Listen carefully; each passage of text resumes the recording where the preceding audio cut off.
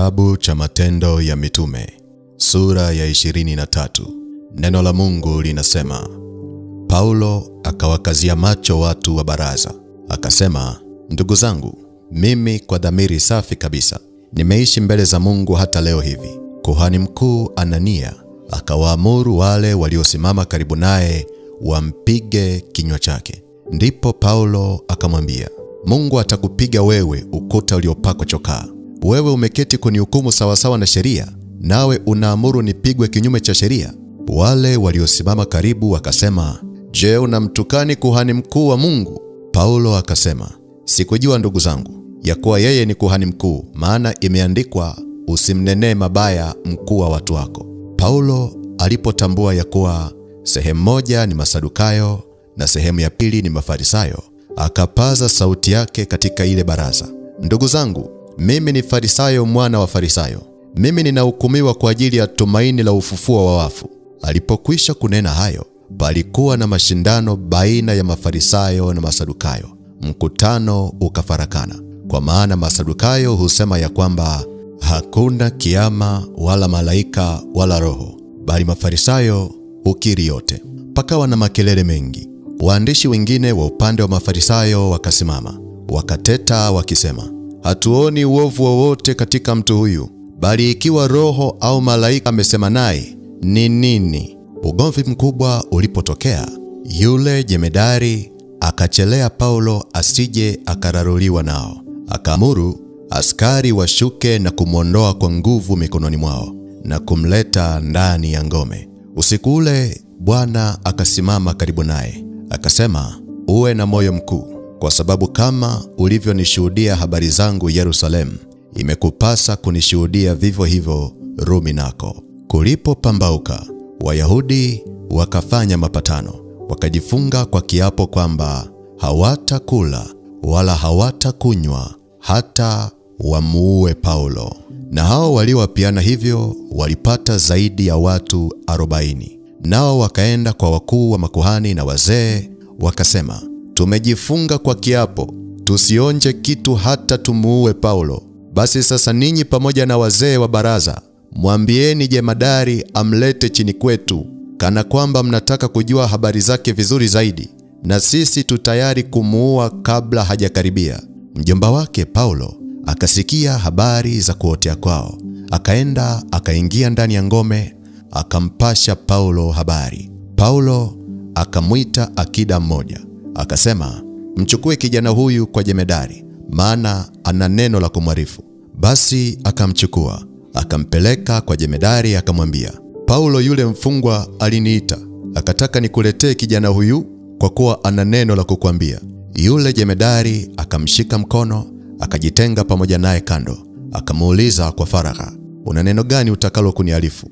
Akasema, Wayahudi wamepatana kukuomba umlete Paulo chini kesho, ukamweke mbele ya baraza, kana kwamba wanataka kupata habari zake kwa usahihi zaidi. Basi wewe usikubali, kwa maana watu zaidi ya 40 wanamwotea. Wamejifunga kwa kiapo wasile wala wasinywe hata watakapomuua. Nao sasa wako tayari wakiitazamia ahadi kwako. Basi yule jemedari akamwacha kijana aende zake, akimwagiza, usimwambie mtu awaye yote ya kwamba umeniarifu haya. Akawaita maakida wawili, akasema, wekeni tayari askari 200 kwenda Kaisaria, na askari wapanda farasi 70 na wenye mikuki 200 kwa saa 3 ya usiku. Akawaambia kuweka wanyama tayari wampandishe Paulo na kumchukua salama kwa Feliki liwali. Akaandika barua kwa namna hii: Claudio Lysia, kwa liwali mtukufu Felix, salam. Mtu huyu alikamatwa na Wayahudi, wakawa karibu kumuua. Ndipo nikaenda pamoja na kikosi cha askari nikamwokoa, nilipopata habari ya kuwa yeye ni Mrumi. Nami nikitaka kulijua lile neno walilomshitakia, nikamteremsha nikamweka mbele ya baraza. Nikaona kwamba ameshtakiwa kwa ajili ya maswali ya sheria yao, wala hakushtakiwa neno lolote la kustahili kuuawa wala kufungwa.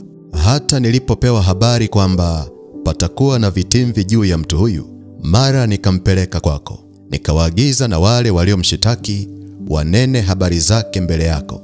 Wasalam. Basi wale askari wakamchukua Paulo kama walivyoamriwa, wakampeleka hata Antipatri usiku. Hata asubuhi wakawaacha wale wapanda farasi waende pamoja naye, nao wakarudi zao ngomeni. Na wale walipofika Kaisaria na kumpa liwali ile barua, wakamweka Paulo mbele yake. Naye alipokwisha kuisoma akawauliza, mtu huyu ni wa jimbo gani? Alipoarifiwa ya kuwa ni mtu wa Kilikia, akasema, nitakusikia wewe watakapokuja wale waliokushtaki. Akaamuru alindwe katika nyumba ya uliwali ya Herode. Bwana Yesu asifiwe. Katika kitabu cha Matendo ya Mitume sura ya 23, tunaenda kufanya maombi ya kuvunja viapo vya uharibifu. Ukisoma ule mstari wa 12 na 13 wa kitabu cha Matendo ya Mitume sura ya 23, unaona watu 40 wakiweka kiapo cha kumuua Paulo. Neno la Mungu linasema, kulipopambauka, Wayahudi wakafanya mapatano, wakajifunga kwa kiapo kwamba hawatakula wala hawatakunywa hata wamuue Paulo. Na hao walioapiana hivyo walipata zaidi ya watu 40. Bwana Yesu asifiwe. Habari hii inatupa taarifa ya kwamba katika dunia hii tunayoishi, watu wabaya wanaweza wakaungana, halafu wakaweka kiapo cha kumdhuru mtu mwingine. Watu wabaya wanaweza wakaungana, halafu wakala kiapo cha kukuharibia maisha yako, na wakati mwingine kukuua kabisa. Na inawezekana kwamba ukawa hujawakosea mahali popote na hujawafanyia ubaya mahali popote, lakini bado wakala kiapo cha kukudhuru ili kwamba mabaya ya kuandame na ikiwezekana wakuue kabisa. Paulo hakuwa amewakosea hawa watu, lakini bado walimshambulia na kuweka kiapo cha kutaka kumuua. Na hii ndiyo dunia tunayoishi, yenye utawala wa Shetani. Si kweli kwamba unayatafuta matatizo, ila ni kwamba matatizo yanakutafuta wewe. Si kweli kwamba unagombana na watu, lakini shida ni kwamba nafsi za watu wengi zimekubali kutumiwa na Ibilisi na kuharibu maisha ya watu wasiokuwa na hatia. Na ujumbe wa neno hili ukusaidie kukufungua akili, wewe unayejiaminisha kwamba kwa sababu hujamkosea mtu, basi Shetani hata kushambulia. Kwa sababu huna ubaya na mtu, basi Shetani atakuruhusu uishi maisha yako kwa amani. Nipo hapa kukwambia ya kwamba uhalisia wa maisha ya duniani upo tofauti sana na mawazo yako. Kimsingi, unapochagua kuwa mtu mwema katika ulimwengu wa roho, unakuwa umetangaza vita na Shetani. Inakuwa hivyo kwa sababu Shetani hapendi watu wema. Shetani hapendi watu wenye roho nzuri. Shetani hapendi watu wanaopenda watu. Kiu alionayo ni kubadilisha mioyo ya wanadamu na kuwafanya wawe mashetani kwenye fikra zao, wawe mashetani kwenye maneno yao, na wawe mashetani kwenye matendo yao. Na ndio maana unaweza kukutana na mtu hakupendi tu na hujamkosea mahali popote, na pengine inaweza kuwa ni mara yake ya kwanza kukuona na hana sababu yoyote ya kukuchukia, lakini akikuona tu roho yake inaingia shubiri na kuchafuka. Sasa hicho ndicho kizazi ambacho Shetani anataka kukitengeneza. Anaondoa upendo baina ya mtu na mtu. Anaondoa upendo baina ya ndugu na ndugu. Yaani tunaishi kwa kuwindana. Ukikaa vibaya kiroho, unapotea na unasahaulika. Na haya mambo Yesu alituandaa mapema. Akasema katika siku za mwisho upendo wa wengi utapoa na watu watachukiana. Na ndivyo hali ilivyo sasa. Kwa hiyo kama unalo sikio la kusikia, ninaomba unisikilize na uelewe ya kwamba mioyo ya watu wengi imekubali kutumiwa na Shetani. Na ndio maana hata rafiki yako wa karibu anaweza kukufunga kiroho. Ndugu yako wa karibu anaweza kukufunga kiroho. Na mbaya zaidi, hali imefika mahali ambapo mpaka wazazi wanakubali kutumika na Shetani kuwafunga watoto wao. Ile dhana ya kuzima taa ya mwenzako ili ya kwako iwake zaidi ndiyo inayotumika kuumiza watu, hasa katika siku hizi za mwisho. Shetani ameshajua kwamba anao wakati mchache wa kufanya kazi. Kwa hiyo anapeleka taarifa mpaka kwa wasaidizi wake wote kwamba waongeze spidi katika kutesa watu na kuwaharibia maisha. Kwa hiyo kama wewe ni Mkristo na umeokoka na unanisikiliza, hakikisha unajua kuomba na hakikisha unajua kujiombea na kuombea watoto wako na familia yako. Maandiko yanasema hawa watu walikubaliana, wakakusanyana, idadi yao ikafika watu 40, alafu wakala kiapo kwamba ni lazima Paulo afe. Hivi unajua ni wajumbe wangapi wa shetani wamekula kiapo yako? Unajua ni wachawi wangapi wamekula kiapo ili wewe usitoke mahali ulipo? Hali si nzuri katika dunia hii, na ndio maana kuna wakati unaomba alafu mateso yanarudi. Kwa nini? Kwa sababu umezingirwa na wachawi waliokula kiapo ili wewe uanguke, ili wewe ufilisike, ili ndoa yako ivunjike, ili familia yako isambaratike, ili usipate kazi, ili mradi wako usikue. Wajumbe wa shetani hawajui kutulia na hawajui kulala, ambayo inamaanisha ya kwamba na wewe ni lazima ujifunze kuamka kuomba. Inakubidi uifundishe mikono yako ya kiroho kupigana vita ili uweze kufunguliwa na kutoka kwenye uteka ulionao. Bwana Yesu asifiwe. Bwana Yesu asifiwe. Sasa kwa sababu tunaenda kufanya maombi ya kuvunja viapo vya uharibifu, nataka nikushirikishe mambo ya muhimu unayopaswa kuyafahamu kuhusu viapo, na Mungu Roho Mtakatifu akusaidie na akufungulie akili yako ili upate kuelewa jambo hili muhimu. Bwana asifiwe. Bwana asifiwe. Jambo la kwanza, kuna tofauti kati ya kiapo na ahadi. Kuna tofauti kati ya kiapo na ahadi. Kwa jinsi ya nje unaweza kufikiri vinafanana, lakini kuna tofauti. Na ninaomba unisikilize vizuri, itakusaidia. Ahadi zinatolewa kwa wanadamu, lakini viapo vinatolewa kwa Mungu aliye hai au kwa miungu ya kishetani. Ahadi zinatolewa kwa wanadamu, lakini viapo vinatolewa kwa Mungu aliye hai au kwa miungu ya kishetani. Kwa hiyo unapotoa ahadi, unakuwa unaunganisha nafsi yako kwa mwanadamu, lakini unapotoa kiapo, unakuwa unaunganisha nafsi yako na Mungu au miungu. Kwa mfano, unapofunga ndoa madhabahuni, kitu kinachotokea katika ulimwengu wa roho ni kwamba kile kiapo cha ndoa kinaunganisha nafsi zenu kwa Mungu aliye hai. Na kwa sababu hicho kiapo kimeunganishwa na Mungu, maana yake ni kwamba ukivunja, Mungu ndiye atakayesimama na kukudai, na Mungu ndiye atakayesimama na kukuhukumu wewe. Tunaenda pamoja? Tunaenda pamoja. Ukitoa kiapo kwa nguvu za giza au kwa miungu, ile miungu ndiyo inawajibika kukudai wewe na kukupiga wewe kama utavunja kiapo. Kwa hiyo kumbuka hilo jambo kila wakati, kwamba kiapo kina muunganiko na mamlaka za kiroho. Kiapo kina muunganiko na Mungu au miungu. Bwana Yesu asifiwe. Sasa hilo ni jambo la kwanza ambalo nilitaka ulifahamu kuhusu kiapo. Jambo la pili unalopaswa kulifahamu kuhusu kiapo ni kwamba nyuma ya kila kiapo kuna madhabahu.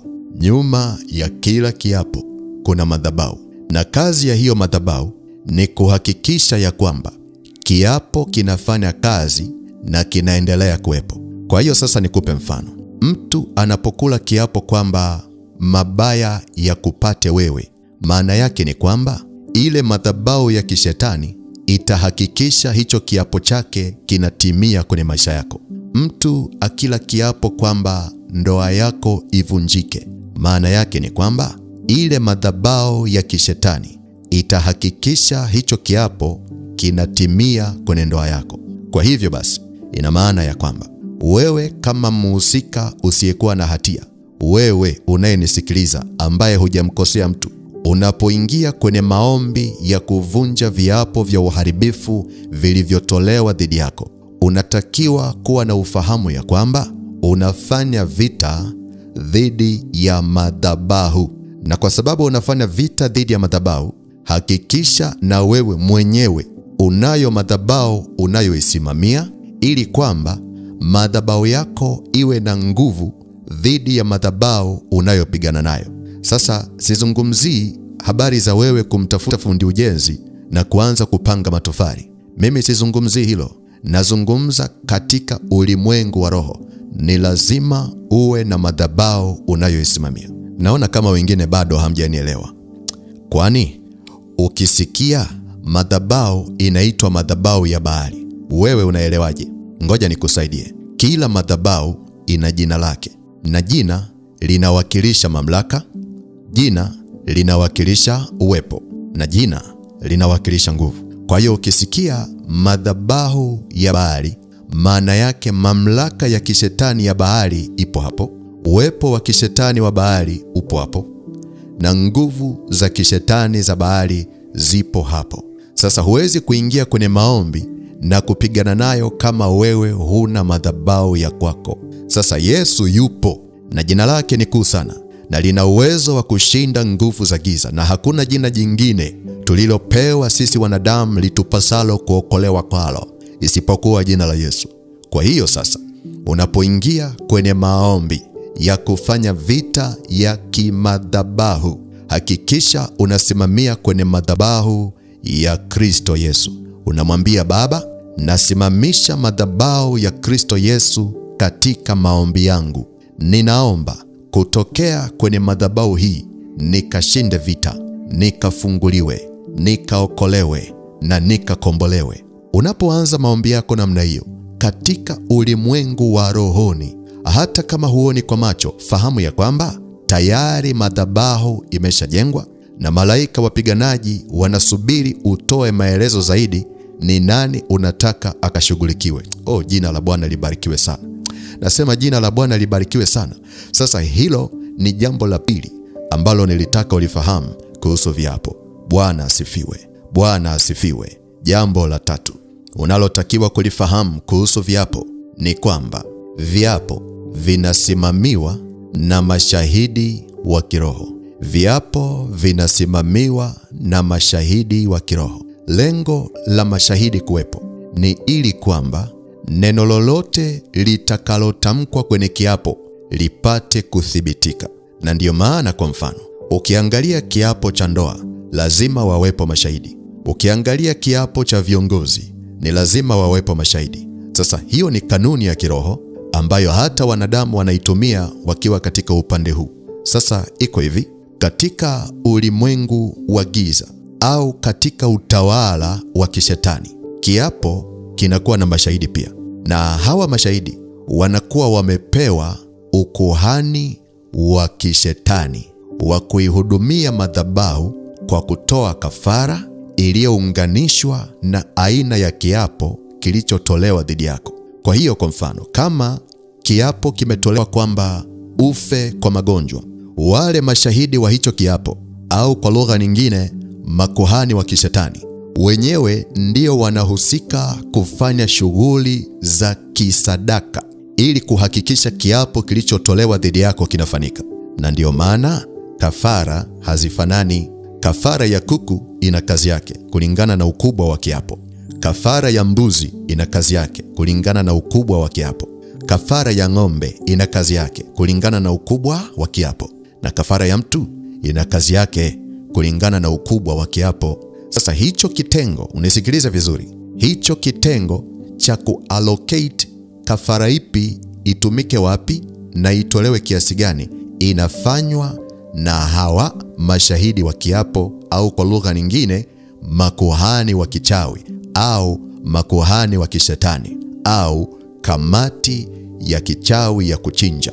Sasa kwa nini nakueleza mambo haya? Nakueleza mambo haya ili ufahamu ya kwamba unapoingia kufanya maombi ya kuvunja viapo vya uharibifu, unatakiwa kuwa na ufahamu wa kiroho ya kwamba unapambana na makuhani wa kishetani. Kwa hiyo na wewe ni lazima uwe na mafuta yako ya kikuhani juu yako. Lazima uombe upako wa kikuhani wa kukusaidia kushinda hiyo vita. Neno la Mungu linasema kwenye kile kitabu cha Ufunuo sura ya 5, ule mstari wa 9 na wa 10, nao waimba wimbo mpya wakisema, unastahili wewe kukitwaa hicho kitabu na kuzifungua muhuri zake, kwa kuwa ulichinjwa ukamnunulia Mungu kwa damu yako watu wa kila kabila na lugha na jamaa na taifa, ukawafanya kuwa ufalme na makuhani kwa Mungu wetu, nao wanamiliki juu ya nchi. Bwana apewe sifa. Kwa hiyo madam umeokoka na Yesu yupo ndani yako, hiyo pekee inamaanisha ya kwamba umepewa nafasi ya kufanyika kuhani katika ulimwengu wa roho. Kuhani mkuu ni Yesu mwenyewe. Alafu wewe sasa uliyeokoka unakuwa ni kuhani chini yake. Unatumia sadaka ya damu yake iliyomwagika pale msalabani, na unasimama kinyume na makuhani wa kishetani, halafu zinapigwa. Na kuhakikishia, shetani ni lazima akae. Lazima aanguke yeye pamoja na wajumbe wake wote. Na ushindi huu Bwana Yesu anaenda kukushindia siku ya leo. Jina la Bwana Yesu libarikiwe na kutukuzwa sana. Haleluya. Sasa unaombaje ili kuvunja viapo vya uharibifu kwenye maisha yako? Jambo la kwanza, na haya ninayokueleza utayatumia kama agenda yako ya maombi ili uweze kujiombea. Jambo la kwanza, anza kwa kujitakasa wewe mwenyewe kwa damu ya Yesu. Na ninaposema kujitakasa, namaanisha kuomba toba na rehema, ili kama kuna dhambi inatenda kazi ndani yako, Bwana akusamehe na kukuondolea na kukusafisha kwa damu yake. Kujitakasa ni kujitenga na mizigo ya watu uliowabeba moyoni mwako. Usiingie na watesi kwenye maombi, waache nje kwa kuachilia ndani ya moyo wako. Yesu alisema kila tunaposimama kusali, lazima tusamehe kwanza waliotukosea, ili na Mungu aweze kutusamehe na sisi makosa yetu. Bwana Yesu asifiwe. Kwa hiyo cha kwanza au agenda yako ya kwanza ni kujitakasa kwa damu ya Yesu kwa kufanya toba na rehema. Jambo la pili, jenga madhabahu ya Kristo Yesu ili ikupe ushindi kwenye maombi yako. Jenga madhabahu ya Kristo Yesu ili ikupe ushindi kwenye maombi yako. Sasa hili nimeshalifafanua kwa kirefu. Kwa hiyo unachotakiwa ni kutamka kimaombi kwamba Baba, najenga madhabahu ya Kristo Yesu kwenye maombi yangu. Ninaomba madhabahu hii inipe ushindi na kunikomboa. Naweka sadaka ya damu ya Yesu kwenye madhabahu hii ili inisaidie kushinda vita katika maombi yangu. Bwana Yesu asifiwe. Bwana Yesu apewe sifa. Jambo la tatu, nenda na Yesu kama mfalme wa utukufu kwenye malango ya adui. Nenda na Yesu kama mfalme wa utukufu kwenye malango ya adui. Vita za kiroho zina malango yake, na vita za kiroho zinapiganwa malangoni. Ukisoma kile kitabu cha Zaburi ya 24 ule mstari wa 7, neno la Mungu linasema, inueni vichwa vyenu enyi malango, inukeni enyi malango ya milele, mfalme wa utukufu apate kuingia. Sasa mfalme wa utukufu ni Yesu. Kwa hiyo ni lazima sasa uende naye kwenye malango yako ya vita ili akushindie vita kuanzia malangoni. Bwana apewe sifa. Bwana asifiwe. Jambo la 4, batilisha na kutengua viapo vya uharibifu vilivyotolewa juu yako. Batilisha na kutengua viapo vya uharibifu vilivyotolewa juu yako. Ninaposema kubatilisha, nina maana ya kwamba hicho kiapo ulichowekewa hakina uhalali wa kisheria wa kukufunga, kwa sababu Yesu alisha kukomboa wewe kwa damu yake. Kwa hiyo unaposema nabatilisha viapo vya uharibifu nilivyonenewa, unakuwa unapeleka ujumbe katika ulimwengu wa roho ya kwamba haukubaliani na kiapo kilichotolewa dhidi yako, na kwamba unatambua hicho kiapo hakina uhalali wa kisheria juu yako. Na ninaposema kutengua, maana yake ni kwamba kile kiapo cha uharibifu ulichonenewa wewe, ulichowekewa wewe, kinaondolewa nguvu ya kisheria ya kufanya kazi kwenye maisha yako. Iko hivi, ukisikia kiongozi ametenguliwa kwenye nafasi yake, maana yake ni kwamba kuanzia muda huo anakuwa hana uwezo tena wa kufanya maamuzi aliyokuwa anayafanya kwenye hiyo nafasi. Anabaki kuwa raia wa kawaida. Na katika ulimwengu wa roho ni hivyo hivyo. Unapotengua kiapo, hilo neno kutengua ni neno la kisheria. Maana yake ile nguvu ya kisheria ya kuleta matokeo mabaya kwenye maisha yako inaondolewa. Bwana Yesu asifiwe. Bwana Yesu asifiwe. Jambo la 5, vunja na kufuta viapo vya uharibifu vilivyotolewa juu yako. Vunja na kufuta viapo vya uharibifu vilivyotolewa juu yako. Ninaposema kuvunja, maana yake ni kwamba ile nguvu ya kiroho inayotenda kazi kwenye kiapo ndiyo inayopigwa. Kwa hiyo kama ni jini linapigwa, kama ni pepo linapigwa, kama ni nguvu ya kichawi inapigwa. Unanisikiliza? Na nikisema kufuta, maana yake yale maneno au matamko ya kiapo yafutike na kukuachia. Yale matamko kwamba lazima ufe yanafutwa. Yale matamko kwamba lazima uugue yanafutwa. Yale matamko ya kwamba ni lazima ndoa ivunjike yanafutwa, na ndiyo kazi ya damu ya Yesu. Bwana asifiwe. Bwana asifiwe. Jambo 6.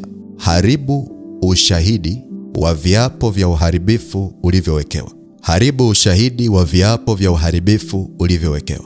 Ipo hivi, na ninaomba unisikilize. Ukisoma kwenye maandiko, Yesu alisema kwenye kile kitabu cha Mathayo sura ya 12, ule mstari wa 43 mpaka 45. Pepo mchafu amtokapo mtu upita mahali pasipo maji, akitafuta mahali pa kupumzika asipate. Alafu usema, nitarudi nyumbani kwangu nilikotoka.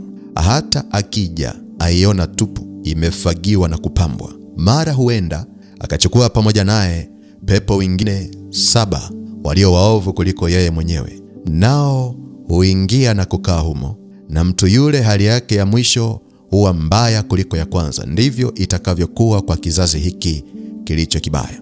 Kufuatana na maandiko, pepo mchafu anapoondolewa kwenye mwili wa mtu huwa ana kawaida ya kurudi. Sasa swali ni kwamba anapata wapi ujasiri wa kurudi mahali ambapo alipigwa kwa mara ya kwanza? Ni kitu gani kinampa uhalali wa kuona anastahili kurudi? Unisikilize mpendwa katika Kristo.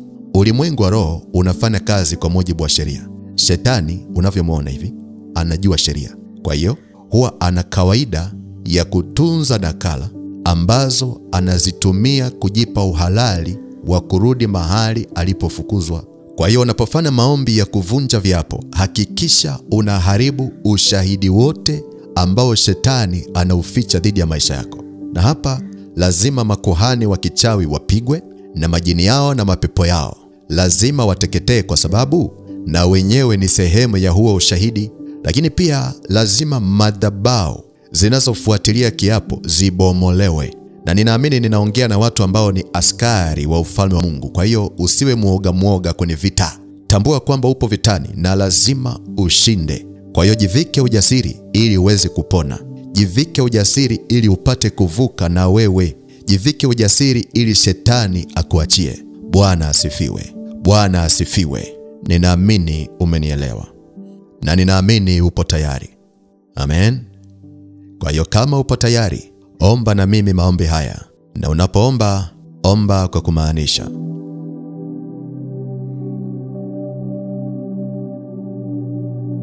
Sema, Mungu Baba, katika jina la Yesu, ninaomba unisamehe kwa dhambi na makosa niliyokutendea. Ninatubu kwako, ninaomba unisamehe. Ninatubu kwako, ninaomba unihurumie. Katika jina la Yesu. Katika jina la Yesu. Kwa maneno ya kinywa chako, anza kusema na Mungu na uombe akusamehe kwa dhambi na makosa uliyofanya. Hii ni agenda yako ya kwanza ya maombi, na hakikisha unaitumia vizuri. Jitakase mbele za Bwana kwa kunyenyekea na kwa kuomba toba na rehema. Na unapoomba toba na rehema kwa Mungu, usisahau na wewe kuwasamehe na watu waliokukosea. Kwa hiyo endelea kuomba, endelea kuomba, endelea kuomba, endelea kuomba, endelea.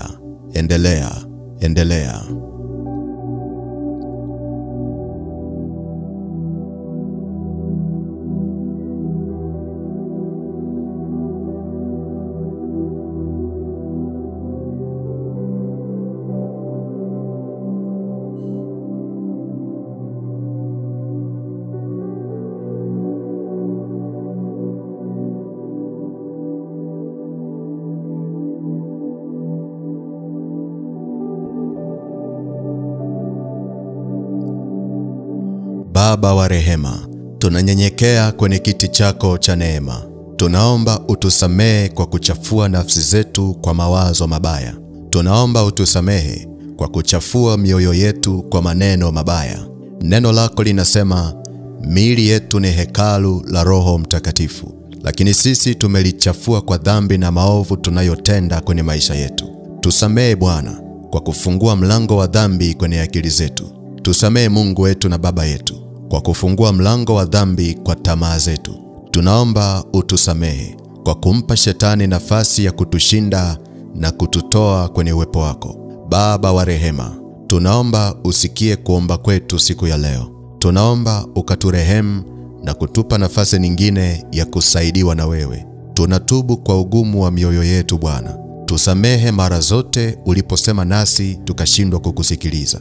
Tusamehe mara zote tulipopuuza maelekezo ya neno lako na kuzifuata akili zetu wenyewe. Tunatubu Bwana, tunaomba utusamehe. Tunatubu Bwana, tunaomba utuhurumie. Mungu uliye hai, hatuna msaada mwingine, tunakutazamia wewe. Tunaomba utuondolee dhambi na kutusafisha kwa damu ya Yesu. Tunaomba utuondolee makosa na kutusafisha kwa damu ya Yesu.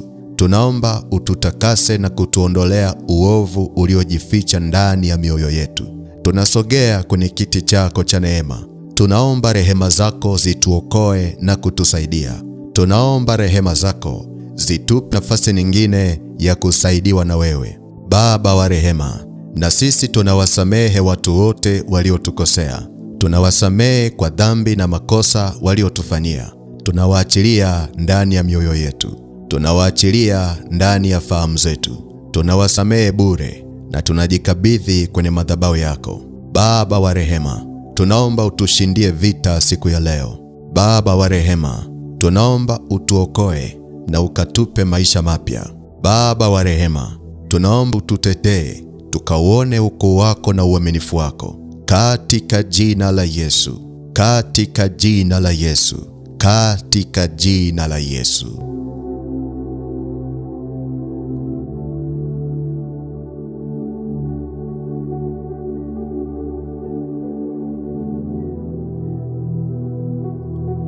Sema: Mungu uliye hai, nasimama kwenye nafasi ya kikuhani katika ulimwengu wa roho. Najenga madhabahu ya Kristo Yesu inipe ushindi kwenye maombi yangu. Najenga madhabahu ya Kristo Yesu inipe ushindi kwenye maisha yangu. Najenga madhabahu ya Kristo Yesu inipe ushindi kwenye nafsi yangu. Najenga madhabahu ya Kristo Yesu inipe ushindi kwenye afya yangu. Endelea kuomba namna hiyo, endelea kuomba namna hiyo. Taja eneo ambalo unajua unashambuliwa na shetani. Jenga madhabahu ya Kristo Yesu ikupiganie. Kama ni afya, mwambie Baba, najenga madhabahu ya Kristo Yesu inipiganie na kunipa ushindi dhidi ya magonjwa. Najenga madhabahu ya Kristo Yesu inipiganie na kunipa ushindi dhidi ya presha. Najenga madhabahu ya Kristo Yesu inipiganie na kunipa ushindi dhidi ya kisukari. Endelea kuomba namna hiyo, endelea kuomba namna hiyo. Na kama tatizo lako ni ndoa, jenga madhabahu ya Kristo Yesu ikupiganie na kukupa ushindi. Mwambie Baba, najenga madhabahu ya Kristo Yesu inipiganie na kunipa ushindi kwenye ndoa. Najenga madhabahu ya Kristo Yesu inipiganie na kunipa ushindi dhidi ya roho za kuachana. Endelea kuomba namna hiyo, endelea kuomba namna hiyo, ukijenga madhabahu ya Kristo Yesu katika eneo ambalo unajua kabisa kwamba unashambuliwa. Hakikisha unakuwa mwaminifu katika maombi yako. Hakikisha unakuwa mwaminifu katika kuomba kwako. Omba kwa kumaanisha. Omba kwa kumaanisha. Endelea, endelea.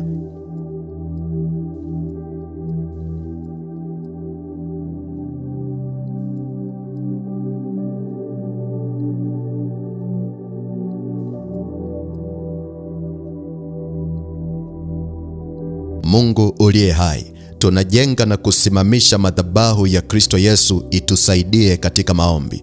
Madhabahu ya Kristo Yesu itupiganie na kutufungua kutoka kwenye utumwa wa shetani. Madhabahu ya Kristo Yesu itushindie vita za wachawi na miungu inayowinda maisha yetu.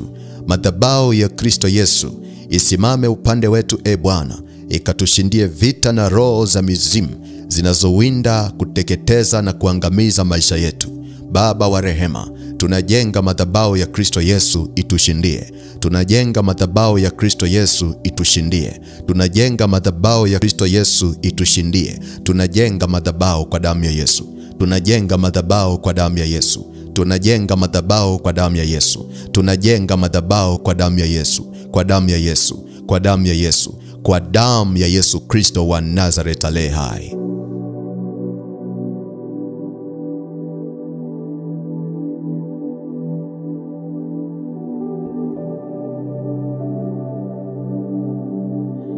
Sema, Bwana Yesu, Bwana Yesu, natembea na wewe kuyakabili malango ya vita yangu.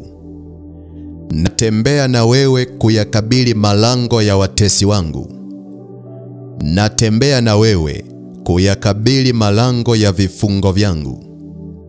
Wewe ni Bwana wa utukufu, ninaomba unipiganie. Wewe ni Bwana wa utukufu, ninaomba unishindie. Wewe ni Bwana wa utukufu, ninaomba unifungue. Natembea na wewe Bwana Yesu. Natembea na wewe Bwana Yesu. Natembea na wewe Bwana Yesu. Endelea kuomba namna hiyo. Endelea kuomba namna hiyo. Endelea kuomba namna hiyo. Nenda na Yesu kwenye malango ya vita inayokutesa. Nenda na Yesu kwenye malango ya ndoa inayokutesa. Mwambie, Baba, natembea na Yesu kuyakabili malango ya ndoa yangu yanayonitesa. Natembea na Yesu kuyakabili malango ya afya yangu yanayonitesa. Natembea na Yesu kuyakabili malango ya kazi yangu yanayonitesa. Wewe ni Bwana wa utukufu, ninaomba unisaidie. Wewe ni Bwana wa utukufu, ninaomba uniokoe. Wewe ni Bwana wa utukufu, ninaomba unifungue. Endelea kuomba namna hiyo. Endelea kuomba namna hiyo. Kuna kitu kinafanyika katika ulimwengu wako wa roho. Kuna kitu kinafanyika katika ulimwengu wako wa roho. Kuzimu imeanza kutetemeka, maana mfalme wa utukufu anaingia. Mfalme wa utukufu anaingia. Wachawi wameanza kutetemeka, maana mfalme wa utukufu anaingia. Kuna kitu kinafanyika. Kuna kitu kinafanyika. Malango ya kiroho yameanza kuitika. Yameanza kuitika. Yameanza kuitika. Endelea kuomba. Endelea kuomba. Hatupigani wenyewe hapa. Hatupigani wenyewe hapa. Tupo na Yesu. Tupo na Yesu. Tupo na Yesu. Tupo na Yesu. Endelea kuomba. Endelea kuomba. Bwana Yesu, napita na wewe kwenye malango yanayofunga watoto wako. Napita na wewe mfalme wa utukufu kwenye malango yaliyozika maisha yao. Napita na wewe mfalme wa utukufu kwenye malango yaliyofunga afya zao. Yesu, utukufu wako usambae. Utukufu wako usambae. Utukufu wako usambae. Kila eneo, kila eneo, kila eneo, kila eneo, utukufu wako uende. Utukufu wako uende. Utukufu wako uende. Uwaguse watoto wako mahali popote pale walipo, katika jina la Yesu Kristo wa Nazareti. Katika kila kifungo walicho nacho, katika kila shida walio nayo, utukufu wako wafikie. Utukufu wako wafikie. Uwafikie. Uwafikie katika jina la Yesu. Na ikajulikane ya kwamba upo. Ikajulikane ya kwamba unatembea pamoja nasi. Ikajulikane ya kwamba damu yako haikumwagika kwa bahati mbaya. Ikajulikane ya kwamba wewe ni Mwokozi wa maisha yetu. Ikajulikane ya kwamba wewe ni Bwana wa mabwana na Mungu wa miungu. Tunapita na wewe kwenye malango ya machozi yetu. Tunapita na wewe kwenye malango ya misiba yetu. Tunapita na wewe Yesu kwenye malango ya magonjwa yetu. Utukufu wako Bwana ukasambaratishe malango ya kichawi. Utukufu wako Bwana ukasambaratishe malango ya magonjwa. Utukufu wako Bwana ukasambaratishe malango ya uharibifu. Utukufu wako usambae. Utukufu wako usambae. Utukufu wako usambae mashariki, magharibi, kaskazini, kusini, juu na chini. Utukufu wako uende. Utukufu wako uende katika jina la Yesu. Utukufu wako Bwana, utukufu wako Bwana ukavunje mapingu ya chuma na magereza ya kichawi. Utukufu wako Bwana ukate kamba zote za mauti zilizotuzunguka kutuangamiza. Utukufu wako usambaratishe roho za magonjwa zinazotutesa katika jina la Yesu. Katika jina la Yesu. Tunatembea na wewe Bwana Yesu. Tunapita na wewe kwenye malango ya wachawi kwa ujasiri. Utukufu wako usambaratishe vikao vyao. Utukufu wako usambaratishe vizimba vyao. Utukufu wako Bwana Yesu upite kama moto. Upite kama moto. Upite kama moto. Upite, upite, upite, upite, upite. Upite kama moto. Kambi za kuzimu zikasambaratike. Kambi za kichawi zikasambaratike. Kambi za miungu zikasambaratike. Zikasambaratike. Zikasambaratike katika jina la Yesu. Katika jina la Yesu. Katika jina la Yesu.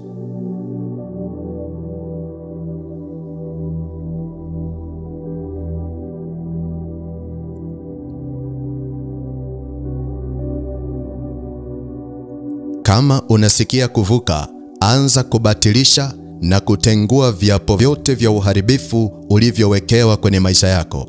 Anza kubatilisha na kutengua viapo vyote vya uharibifu ulivyowekewa kwenye maisha yako. Tumia mamlaka unapoomba. Mwambie Mungu, nasimama na damu ya Yesu kwa ajili yangu mwenyewe. Nabatilisha viapo vya uharibifu vilivyotamkwa kwenye maisha yangu. Na vikataa havina uhalali. Na vikataa havina uhalali.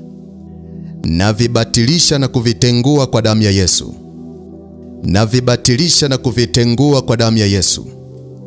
Na vibatilisha na kuvitengua kwa damu ya Yesu. Kwa damu ya Yesu. Kwa damu ya Yesu. Kwa damu ya Yesu. Endelea kuomba namna hiyo, endelea kuomba namna hiyo. Mwambie Mungu, nabatilisha viapo vya magonjwa kwenye maisha yangu. Nabatilisha viapo vya umasikini kwenye maisha yangu. Nabatilisha na kutengua kwa damu ya Yesu. Nabatilisha na kutengua kwa damu ya Yesu. Nabatilisha viapo vya mauti kwenye maisha yangu. Na vikataa havina uhalali. Na vikataa havina uhalali. Na vitengua kabisa. Na vitengua kabisa. Na vitengua kabisa. Na vitengua kwa damu ya Yesu. Na vitengua kwa damu ya Yesu. Na vitengua kwa damu ya Yesu. Endelea kuomba namna hiyo. Endelea kuomba namna hiyo. Endelea kuomba. Endelea kuomba. Tengua hivyo viapo. Viwe ni vya kichawi, batilisha na kutengua. Viwe ni vya mizimu, batilisha na kutengua.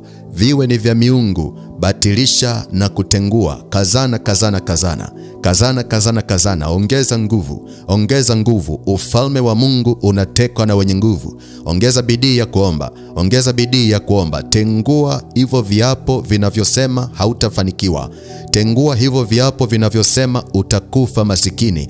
Tengua, tengua, tengua. Tengua, tengua, tengua. Tengua, tengua, tengua. Achilia damu ya Yesu ya kutosha.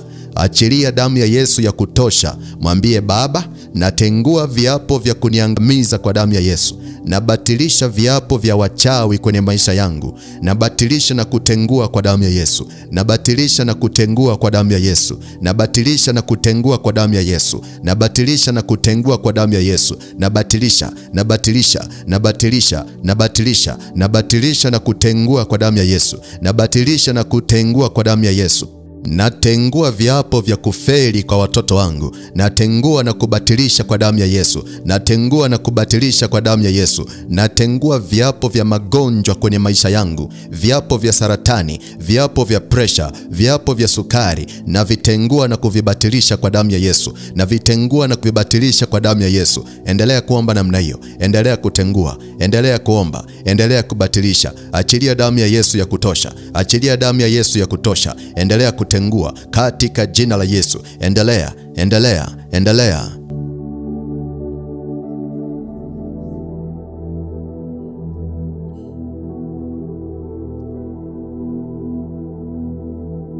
Endelea, endelea, endelea. Endelea, endelea, endelea kutengua. Endelea kutengua na kubatilisha. Achilia damu ya Yesu. Endelea.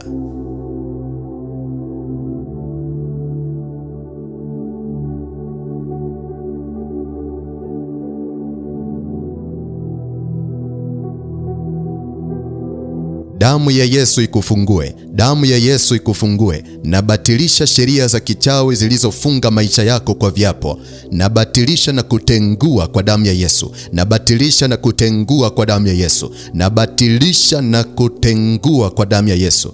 Nabatilisha ndimi za wachawi waliokutamkia mabaya. Na washinda kwa neno la Bwana. Na washinda kwa neno la Bwana. Mabaya hayatakupata wewe kwa jina la Yesu. Mabaya hayatakupata wewe kwa jina la Yesu. Nabatilisha viapo vya magonjwa kwenye maisha yako. Natengua kabisa. Natengua kabisa. Magonjwa hayana uhalali. Magonjwa hayana uhalali. Nabatilisha viapo vya mauti vinavyokufuatilia. Nabatilisha na kufuta kwa damu ya Yesu. Nabatilisha na kufuta kwa damu ya Yesu. Namwaga damu ya Yesu kwenye maisha yako. Namwaga damu ya Yesu kwenye nafsi yako. Namwaga damu ya Yesu kwenye mwili wako. Namwaga damu ya Yesu. Damu ya Yesu, damu ya Yesu. Damu ya Yesu, damu ya Yesu. Izimishe viapo ulivyonenewa. Izimishe viapo ulivyotamkiwa. Izimishe viapo ulivyotegeshewa. Damu ya Yesu inyamazishe viapo vya wachawi vilivyonuiziwa kwenye picha yako. Damu ya Yesu inyamazishe viapo vya wachawi vilivyonuiziwa kwenye jina lako.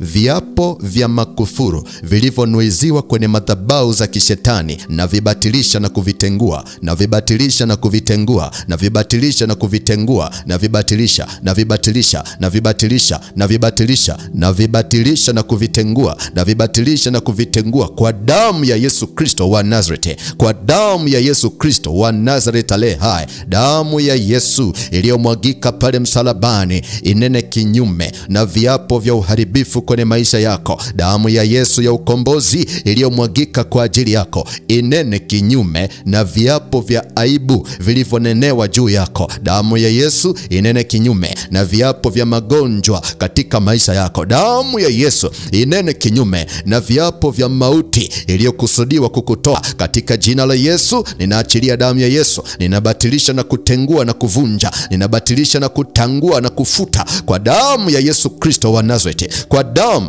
ya Yesu Kristo wa Nazareti aliye hai. Damu ya Yesu inene kinyume na viapo vya kushindwa kwenye maisha yako katika jina la Yesu, katika jina la Yesu. Damu ya Yesu, damu ya Yesu, damu ya Yesu, damu ya Yesu ipite kwenye maisha yako, ipite kwenye shida yako, ipite kwenye msiba wako katika jina la Yesu. Damu ya Yesu ipite kwenye uteka wako, ipite kwenye gereza lako katika jina la Yesu Kristo. Hivyo viapo vinavyokufunga, hivyo viapo vinavyokutesa, hivyo viapo vinavyokufuatilia katika jina la Yesu Kristo vikabatilike, vikabatilike. Ninavitangua, ninavitangua, ninavitangua kwa damu ya Yesu Kristo wa Nazareti aliye hai, kwa damu ya Yesu Kristo wa Nazareti aliye hai, kwa damu ya Yesu Kristo wa Nazareti aliye hai.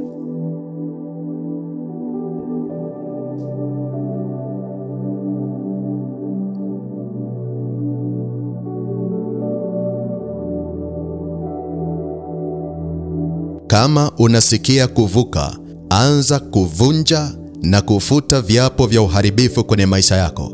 Anza kuvunja na kufuta viapo vya uharibifu kwenye maisha yako.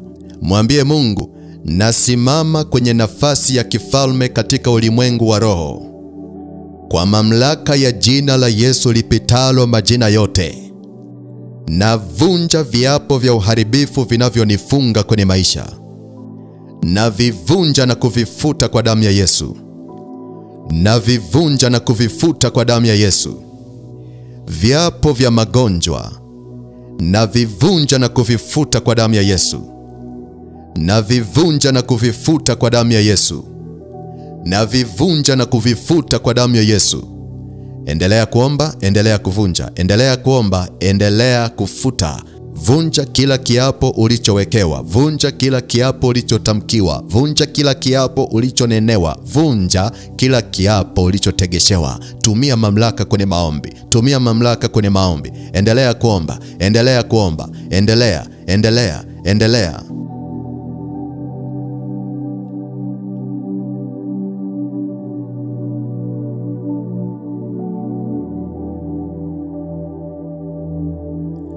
Damu ya Yesu ipite kwenye ulimwengu wako wa roho. Damu ya Yesu ya ukombozi ipite kwenye maisha yako sasa. Ipite kwenye maisha yako sasa. Iingie katika nafsi yako, iingie katika roho yako, iingie katika mwili wako. Damu ya Yesu ipite, ipite, ipite, ipite, iingie ndani mwako katika jina la Yesu. Viapo vya kishetani, viapo vya kichawi, na wavunja kwa jina la Yesu, na wavunja kwa jina la Yesu, na wavunja kwa jina la Yesu. Haijalishi hicho kiapo alishiriki au hakushiriki, haijalishi hicho kiapo kiliwekwa kwa kafara ya aina gani. Nasimama na damu ya Yesu iliyomwagika, nasimama na damu ya Yesu iliyomwagika. Navunja viapo vya kurithi vinavyokufuatilia na kukutesa. Navunja viapo vya kurithi vinavyokufuatilia kwa magonjwa. Navunja viapo vya kurithi vinavyokufuatilia kwa umasikini. Navivunja na kuvisambaratisha kwa jina la Yesu. Navivunja na kuvisambaratisha kwa jina la Yesu. Vivunjike na kukuachia, vivunjike na kukuachia, vivunjike na kufutika milele, vivunjike na kufutika milele,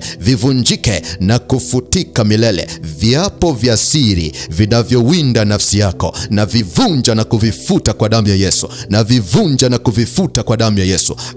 vitoke na kukuachia, vitoke na kukuachia, vikuachie haraka, vikuachie haraka, vikuachie haraka, vitoke kwa damu ya Yesu Kristo wa Nazareti, kwa damu ya Yesu Kristo wa Nazareti, kwa damu ya Yesu Kristo inenayo mema, kwa damu ya Yesu Kristo inenayo mema, katika jina la Yesu, katika jina la Yesu, katika jina la Yesu Kristo wa Nazareti aliye hai.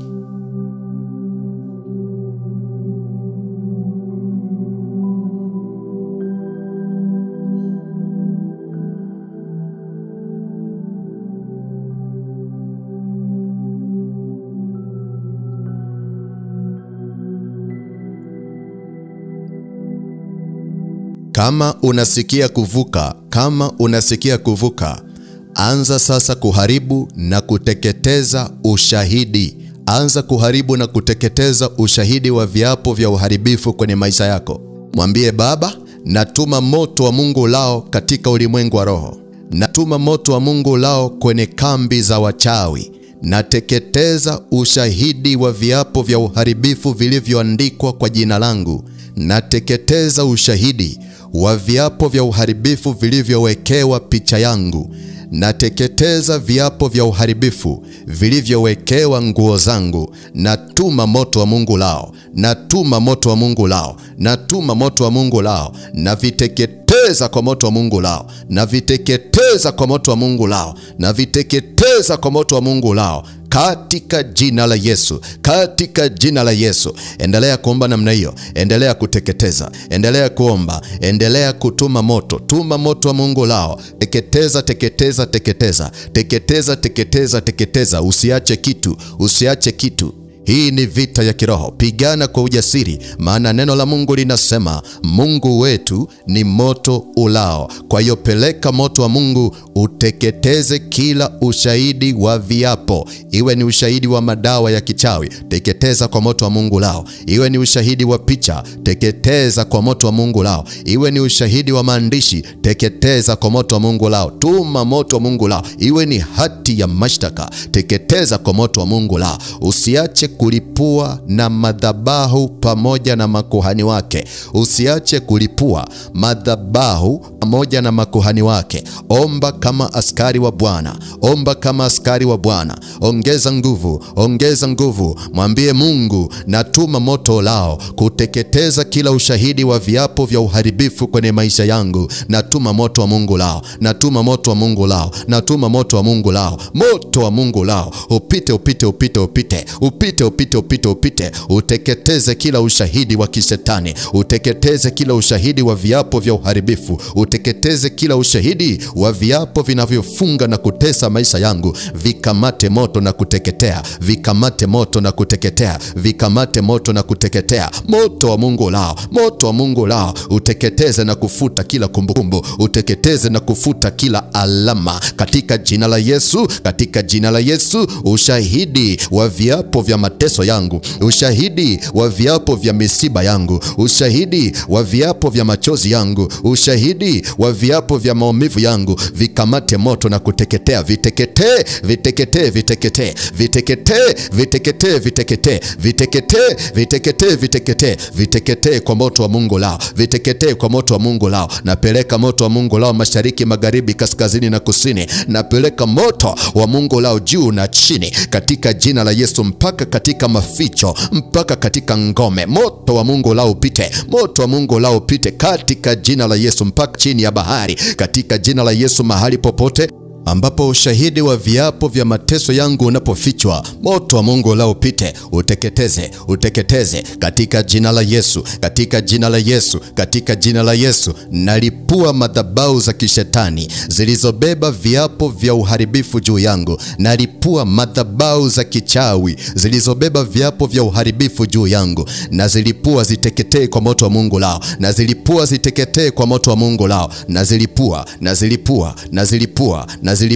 Ziteketee, ziteketee, ziteketee kwa moto wa Mungu lao. Ziteketee kwa moto wa Mungu lao. Makuhani wa kishetani, makuhani wa kichawi wanaochochea viapo vya uharibifu kwenye maisha yangu, na wapiga kwa moto, na wapiga kwa moto, na wapiga kwa moto, na wapiga kwa moto, kwa moto, kwa moto, kwa moto, kwa moto, na wapiga wapiga kwa moto wa Mungu lao, na wasambaratisha na kafara zao, na wasambaratisha na maficho yao, na wasambaratisha na ngome zao. Moto wa Mungu lao ushuke juu yao, moto wa Mungu lao ushuke juu yao. Wapigwe kwa mapigo ya moto, wapigwe kwa mapigo ya moto, wapigwe kwa mapigo ya moto, wapigwe, wapigwe, wapigwe, wapigwe, wapigwe kwa mapigo ya moto katika jina la Yesu Kristo. Napeleka moto, napeleka moto, napeleka moto, napeleka moto mpaka kwenye njia zao katika jina la Yesu, mpaka kwenye maficho yao. Moto wa Mungu upite, moto wa Mungu upite katika jina la Yesu, mpaka chini ya bahari. Napeleka moto, napeleka moto katika jina la Yesu Kristo. Makuhani wote wa kishetani, makuhani wote wa kichawi wanaochochea kafara ya mateso yangu, wanaochochea kafara ya maumivu yangu, wanaochochea kafara ya machozi yangu, napeleka moto, napeleka moto, napeleka moto, moto, moto, moto, moto, moto, moto, moto, moto wa Mungu ushuke juu yao, wakapigwe, wakapigwe, wakapigwe, wakapigwe katika jina la Yesu, katika jina la Yesu, katika jina la Yesu, katika jina la Yesu Kristo wa Nazareth aliye hai.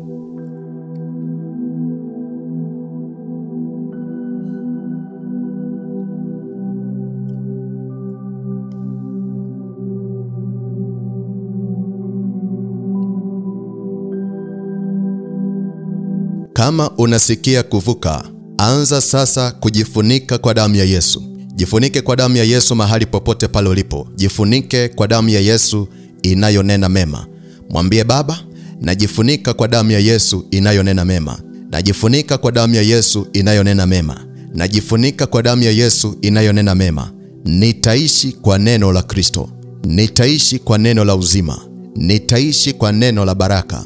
Damu ya Yesu inene mema kwa ajili yangu. Damu ya Yesu inene mema kwa ajili yangu. Damu ya Yesu inene mema kwa ajili yangu.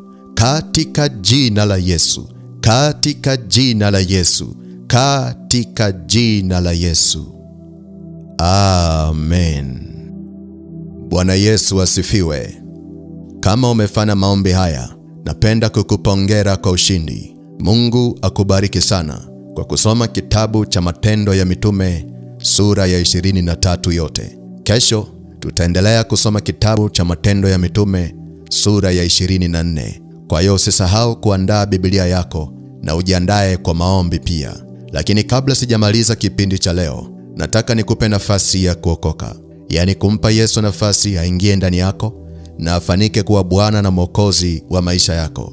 Unapookoka, unapata uhakika wa kuishi maisha ya ushindi ukiwa hapa duniani. Lakini pia unapompa Yesu maisha yako, hata ukifa leo, unakwenda mbinguni. Hii ni habari njema sana ya ufalme wa Mungu katika maisha yako. Kwa hiyo kama upo tayari na unajua unamhitaji Yesu akuokoe na aandike jina lako kwenye kitabu cha uzima wa milele, fuatisha maombi haya. Sema: Mungu Baba, katika jina la Yesu, asante kwa kuniwezesha kusoma neno lako siku ya leo. Ninaomba unisamehe dhambi zangu zote nilizotenda katika maisha yangu. Ninatubu kwako. Ninaomba unisamehe. Ninaomba damu ya Yesu initakase. Bwana Yesu, ninafungua moyo wangu na kukaribisha uingie ndani yangu kwa uweza wa Roho wako Mtakatifu. Uwe Bwana na Mwokozi wa maisha yangu kuanzia sasa na siku zote.